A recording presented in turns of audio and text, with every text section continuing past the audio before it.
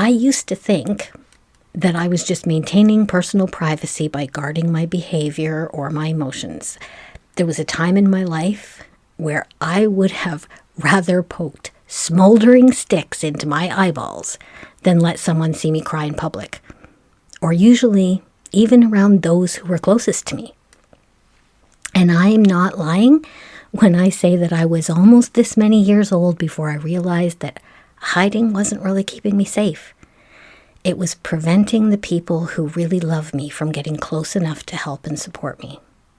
It was costing me a lot more than it was protecting me.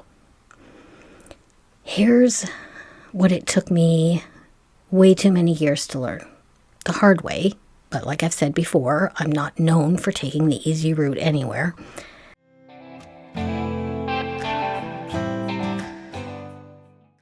So some of you who don't actually know me might think I'm pretty self-confident. I'm a public speaker for Threads of Life, a workplace tragedy family support organization, advocating for safer workplaces. I facilitate workshops on things like mindfulness, stress and emotions, dealing with anniversaries after a loss, and finding hope again. I have a small side business where I hop on camera all the time to talk about creating healthier homes and lives. I have a podcast. So yeah, I seem confident. But here's the truth. You actually couldn't be more wrong. I have struggled with self-confidence and especially the fear of being seen for as long as I can remember. Not the physical kind of being seen, the real kind, the raw, vulnerable, emotionally exposed kind of scene. And I was almost this many years old when I really started to look at what was underneath that fear. I've been learning how to face my shame demons, how to rewrite my internal scripts, thanks neuroplasticity, and to gently nudge my nervous system towards new safety boundaries around being seen. I'm grabbing those old shame demons by the horns, and I'm starting to fight back. And I want to take you with me. So this week, we're diving into the fear of being seen. Why showing up as our real selves, although I'm kind of over the word authentic, thanks to social media and marketing overload, why it's so scary and why it's worth it. We're going to explore where that fear comes from, what it costs us, and how I'm learning how to allow myself to practice being seen, even when it feels messy and uncomfortable. So let's dig into that.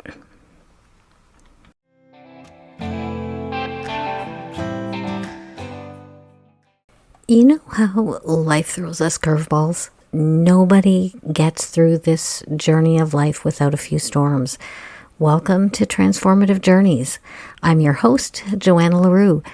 Each week, I'll share my thoughts and insights and dig into strategies that can empower you to rediscover yourself, learn about transforming pain into power, building confidence to navigate life's challenges, and cultivating a life of meaning and joy.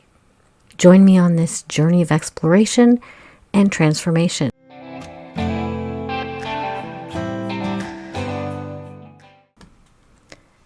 Welcome back to Transformative Journeys with Joanna. Still Joanna here. And once again, this episode's personal because what we're exploring today is something I've struggled with in a huge way. Allowing myself not to just show vulnerability, but actually allow myself to be vulnerable. The fear of being seen. Not in the how do I look kind of way, in a please don't see the messy parts of me way. The fear of letting people see the real me. Because let's be real, vulnerability sounds lovely, noble, poetic, great on the cover of a book, but living it? Ugh, it's terrifying. So guess what? We're going there.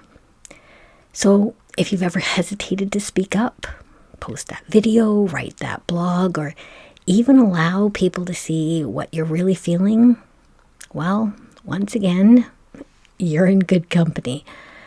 Sometimes the thing we feel like we want most, to be seen for who we really are and liked or loved for that, us, is also the thing we fear most. Because what if people don't like that version of us? We really long for that connection, to be seen, but we may also have learned very early in life that the result can be judgment, ridicule, exclusion, or even shame. And Brene Brown, who I absolutely, you guys know, I adore her work, says that vulnerability risks triggering shame, the fear that we are unworthy of that connection. That deep need to be liked or loved isn't a weakness or a character flaw. It's actually wired into us. Like once upon a time, in a social system far back in our anthropological past, our literal survival depended on us being accepted, liked, and fitting in. Now, we hide who we are because that same nervous system reaction that protected us from being tossed out on our ass by the tribe is still functioning in pretty much the same way, thinking that it's just doing its job to keep us safe. It scans for signs of safety and danger and fires up into fight or flight response when it detects that it perceives a threat to us, which includes someone else's disapproval. And the risk of being vulnerable, of being seen for who we are, can literally feel like danger to that system, even when there's no actual threat in sight. Which is why feeling vulnerable, feeling like someone, almost anyone, disapproves of us, triggers physiological responses like that tight chest or that icky feeling in our stomach, and more mental emotional reactions like, when we make a funny remark to deflect discomfort or change the subject to avoid, that uneasy feeling that we have, or apologize for our feelings. That's our nervous system trying to protect us. And maybe at some point in your life, it did protect you. Like if you grew up or were in a relationship where showing feelings felt unsafe or was discouraged, if you were told to stop crying, to grow up, or not make a scene, or if you were scorned or ridiculed for being too emotional, you learned how to edit yourself according to your environment. You learned that masking who you were felt like safety for you. I used to think that I was just maintaining personal privacy by guarding my behavior or my emotions. There was a time in my life where I would have rather poked smoldering sticks into my eyeballs than let someone see me cry in public, or usually even around those who were closest to me. And I am not lying when I say that I was almost this many years old before I realized that hiding wasn't really keeping me safe. It was preventing the people who really love me from getting close enough to help and support me. It was costing me a lot more than it was protecting me. Here's what it took me way too many years to learn. The hard way, but like I've said before, I'm not known for taking the easy route anywhere. Hiding might protect us from judgment, but it also prevents us from connection. When we keep parts of ourselves hidden, especially from people who love us, we're not just sending a message to them that keeps them at a distance. We're sending a message to ourselves over and over again that who we are, who we really are, isn't safe, isn't lovable, isn't enough. And don't get me wrong, because I have not perfected this. I am definitely a work in progress in this area of my life. Even after years of, healing work, tremendous growth in some areas of my life and working hard to explore some of my dark places, so to speak, that old script and that old voice still creeps in saying, be careful who you let close. Careful who you let see you. Don't say too much. They don't want to see you cry or know how you feel or see your vulnerabilities, because what if they judge me? What if I'm too much for them? What if they walk away?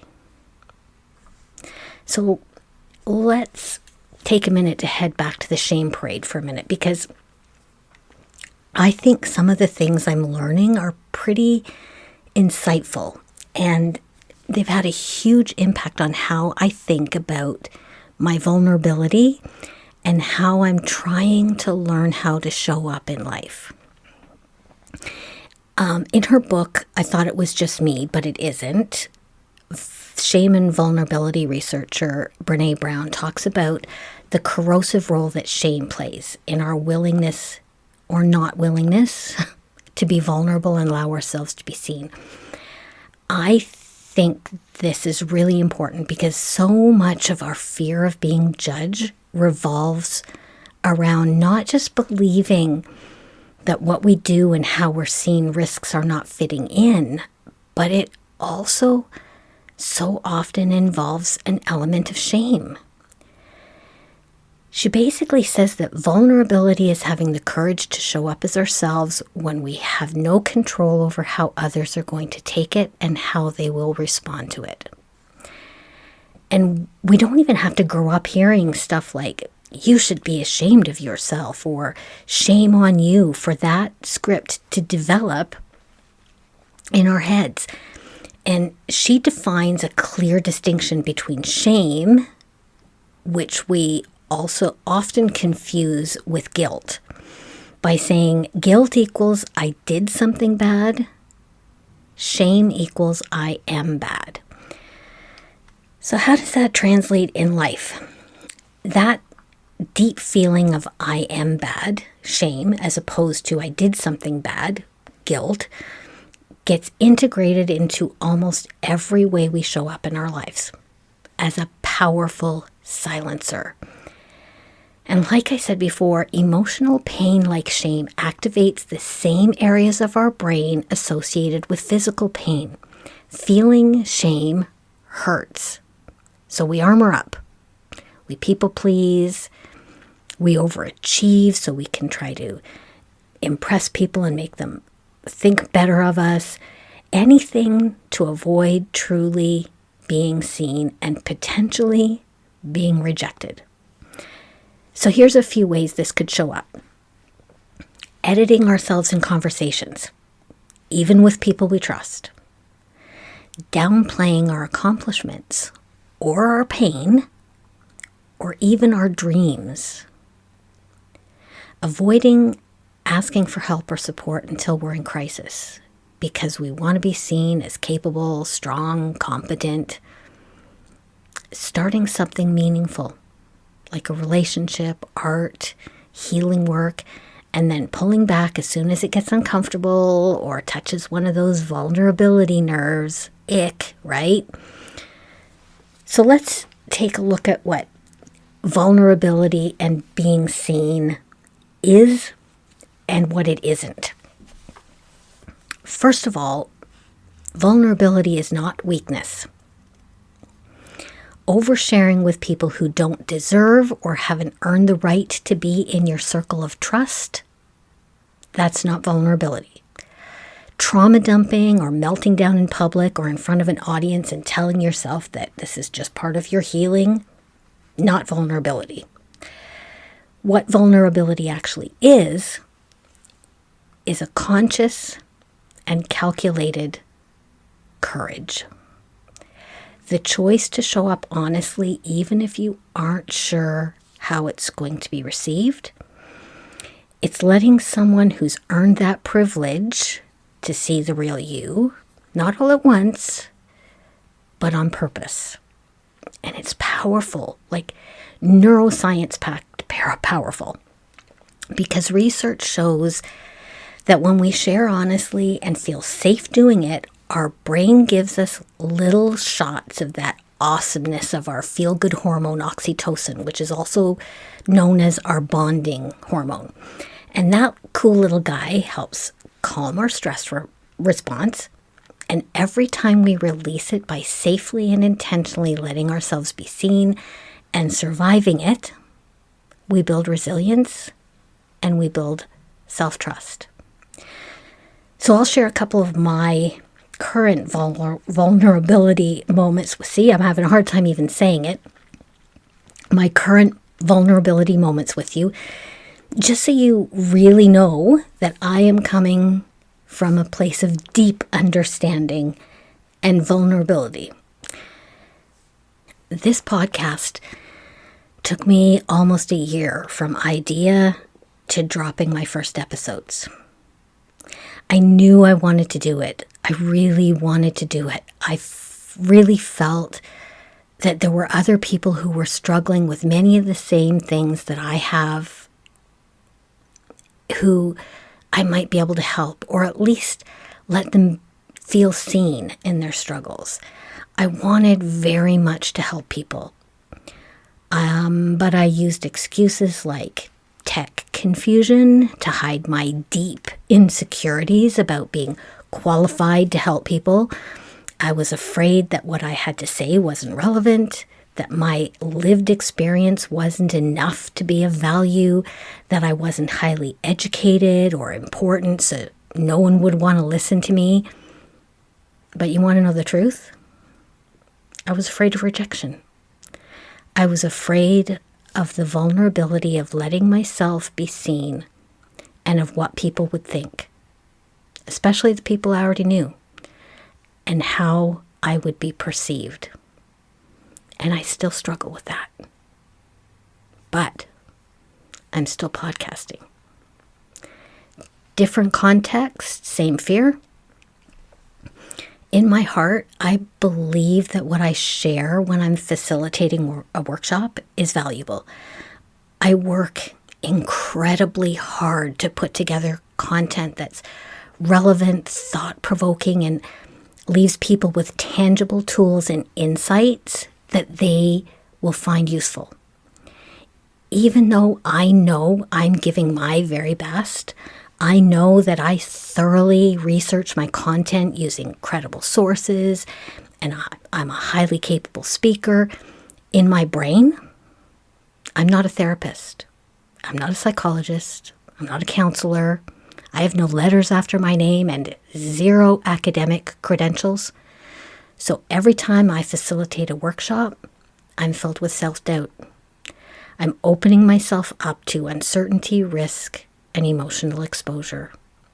Brene Brown's definition of vulnerability. I'm scared. And I do it anyway. And once again, my inner critic shows up with her opinion here. I have been a public speaker for Threads of Life's Speakers Bureau for almost 18 years. I have shared my story and my message about better workplace safety attitudes and the importance of injury prevention to literally thousands of people across Canada. It's not a dry, data-driven presentation. It's deeply personal and opens me up wide to vulnerability in front of complete strangers, which might seem at odds with what I said earlier about oversharing, but it does meet my criteria for conscious and calculated courage. But regardless of how conscious and calculated it is, it still boils down to opening myself up to uncertainty, risk, and emotional exposure. I'm extremely nervous, sometimes pretty scared if it's a large group. But because it's of deep importance to me, I stand up and I do it anyway. Quick moment to stop and say, if this episode's hitting home, I'd love for you to grab my free guide, The Bounce Back Blueprint. It's full of real, simple strategies to help you rebuild your confidence, energy, and your voice when life gets hard. You can grab it at transformativejourneys.ca. And hey, if you're loving any of these podcast episodes, would you consider sharing it with a friend? It really does help my podcast grow. And, maybe you can even buy me a coffee sometime. The links will be in the show notes. Your support helps keep the mic on and hopefully more of this good stuff flowing. All right. I am nothing if not a realist. You're not going to flash forward to tomorrow, rip off your emotional armor in public. At least I hope not. Trust me, you're probably pretty naked under there. And say, okay, world, I'm ready for you to see me now. But you can do it in baby steps. And I'm going to share a few strategies that can help you retrain your nervous system and give yourself permission to be seen, even if it's just a little for now. Let's start with self-compassion. I'm a firm believer in self-kindness, of talking to yourself like you would talk to someone you love, because you damn well should love yourself. And if you struggle with that, you need to go back and listen to episode 6 for when your fuzzy socks aren't fixing it anymore, episode 8, 10 things I would tell my 20-year-old self, episode 14, choosing yourself without guilt, and episode 17 on emotional intelligence. They'll help you get started. All right. Next, start opening yourself up with safe people. And that might be just one person who has earned the privilege of your trust and of seeing your vulnerability. Or if that feels like just too much at first, start with a journal. I truly can't advocate enough for the power behind journaling for so many areas in our lives. So next, let's talk about naming your fear. It's okay to admit that you're scared to say something out loud. In fact, it's empowering, and it can help take away shame's power. The next thing is to use "and" language when you're talking to yourself. And I talk to myself all the time. In some situations, it seems to be the only option for having an intelligent conversation. Anyways, it's okay to say, I am struggling and I am strong. I'm nervous, and that's okay because this means a lot to me. Remember, 2 things can be true at the same time. Be okay with it being messy. You might stumble or stammer. You might regret saying it for a minute. You might even cry after. Vulnerability and bravery isn't perfect and scripted. It's human, with sweaty palms and a shaky voice, but it's courageous anyway. It's okay to take some time after to reflect on it. Maybe it didn't go exactly how you'd hoped. Maybe you'd do it differently if you could. Maybe you regret it a bit. Maybe it was absolutely worth it. Whatever it feels after is okay. Self-reflection helps us build self-trust over time. And finally, pay attention to and challenge your inner narrative. When fear pops up, ask yourself whose voice you're really hearing. Is it really yours? Or is it an old teacher, a parent, or even an old schoolmate whispering in your ear? All right. Before we wrap up, if you have a notebook or paper handy, here are a couple of thoughts that you can explore this week. As always, be kind to yourself when you answer. Where or what in my life am I hiding from? Even from people I trust? Or what might open up for me if I let myself be truly seen, even quietly for now, in just one place? This week, I talked about the fear of being seen, of being vulnerable, and some of the reasons why we shy away from doing that. As we wrap up, I want you to remember you don't have to hang your knickers out for everyone to see. Not everyone deserves to see your vulnerability or the more messy and sensitive side of you. But you do deserve a life where you don't feel like you have to armor up all day, every day. You deserve relationships where you don't have to audition in order to belong. And here's what I know for sure. The right people won't just tolerate the real you. They will embrace it and be grateful that you trust them to let her or him out. Thank you so much for being here with me today.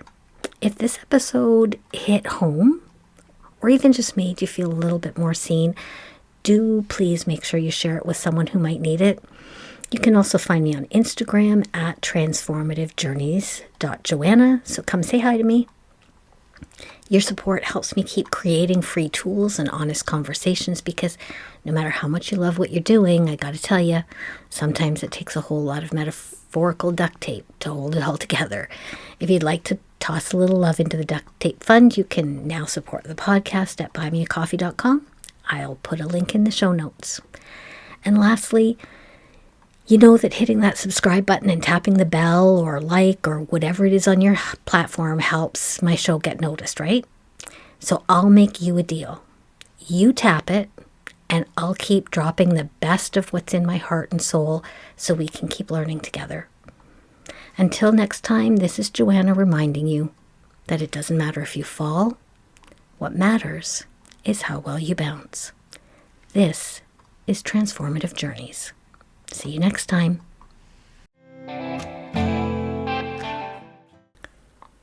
Just wanted to throw in a disclaimer. This podcast is for entertainment and informational purposes only and should not replace the advice of a medical or mental health expert. I'm not a licensed counselor or a therapist, just a human with a mic and a story of growth and resilience. No degree, no fancy letters after my name. I'm a full-time student at the School of Hard Knocks, University of Life, where I figure I'll graduate when I take my last breath. In other words, I'm just Joanna, a fellow human being on my journey through this thing called life, and your concierge on this transformative journey.